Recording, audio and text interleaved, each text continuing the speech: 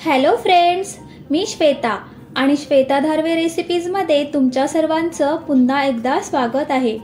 आज आपण बनवणार आहोत महाराष्ट्र स्पेशल वालाची भाजी। कोणताही सण असो किंवा मग लग्न समारंभ, वालाची भाजी प्रत्येक घरोघरी हमखास बनवली जाते आणि श्रावणात तर ही भाजी अगदी चवीने खाल्ली जाते। रेसिपीला सुरुवात करण्याआधी तुम्ही जर माझ्या श्वेता धारवे रेसिपीज या चॅनलला अजूनही सबस्क्राइब केलं नसेल तर चॅनलला सबस्क्राइब करण्यासाठी बेल आयकॉनवर प्रेस करून ऑल वर क्लिक करा। त्याचबरोबर व्हिडिओला लाईक करायला विसरू नका। पहिल्यांदा गॅसवर एक पातेलं ठेवून त्यामध्ये एक पळी एवढं तेल घालायचं। तेल गरम झाल्यानंतर त्यामध्ये 4 ते 5 कढीपत्त्याची पाने आणि अर्धा चमचा मोहरी घालायची। मोहरी तडतडल्यानंतर त्यामध्ये अर्धा चमचा जिरं घालायचं। जिरं तेलामध्ये चांगलं फुलल्यानंतर त्यामध्ये मी पाव चमचा एवढा हिंग घालत आहे। त्यानंतर लगेचच एक मध्यम आकाराचा बारीक चिरलेला कांदा घालायचा आणि सोनेरी रंग येईपर्यंत कांदा परतवून घ्यायचा।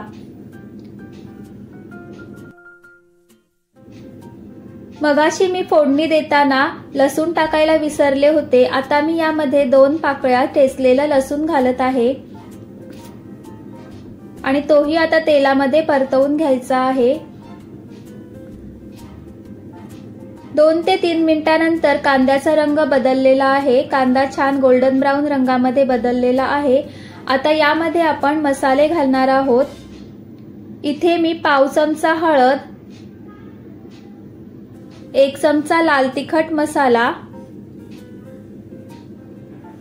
पाव चमचा गरम मसाला, अर्धा चमचा धना पावडर घालत आहे। हे सर्व मसाले आपल्याला तेलामध्ये छान परतवून घ्यायचे आहेत। अर्धा मिनिट हे मसाले तेलावर परतवून झाल्यानंतर यामध्ये मी पाव किलो एवढे वाल घालत आहे। त्यासोबतच मी एक सोललेला बटाट्याचे तुकडेही घालत आहे। हे वाल मी रात्रभर पाण्यामध्ये भिजत घातले होते आणि दुसऱ्या दिवशी सकाळी यातील पाणी काढून एका सुती कपड्यामध्ये 7 ते 8 तास गुंडाळून ठेवले होते। यामुळे या वालाला छान मोड येतात। सोलण्या अगोदर 10 मिनिटं पाण्यात घालून ठेवायचे आणि नंतर सोलून घ्यायचे। या वालांना कडवे वाल असेही म्हणतात। फोडणीमध्ये हे वाल परतवून घ्यायचे। त्यानंतर यामध्ये आपण 1 ग्लास एवढं गरम केलेलं पाणी घालत आहोत।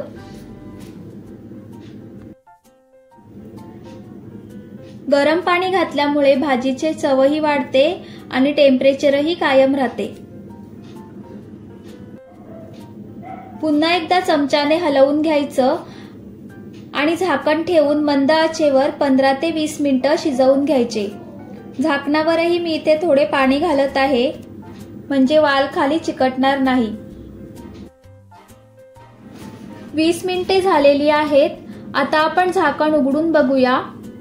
आपले वाल चांगले शिजलेले आहेत। यामध्ये मी पाव वाटी कांदा खोबऱ्याचं भाजलेलं तयार वाटण घालत आहे। त्याचबरोबर अर्धा चमचा मीठ घालायचं आणि पुन्हा फक्त 5 मिनिटं आपल्याला हे शिजवून घ्यायचं आहे। यापेक्षा जास्त शिजवायचं नाही आहे। 5 मिनिटे झालेली आहेत। आपले वाटणही छान मिक्स झालेलं आहे। आता शेवटी आपण बारीक चिरलेली कोथिंबीर घालायची आणि गॅस बंद करायचा।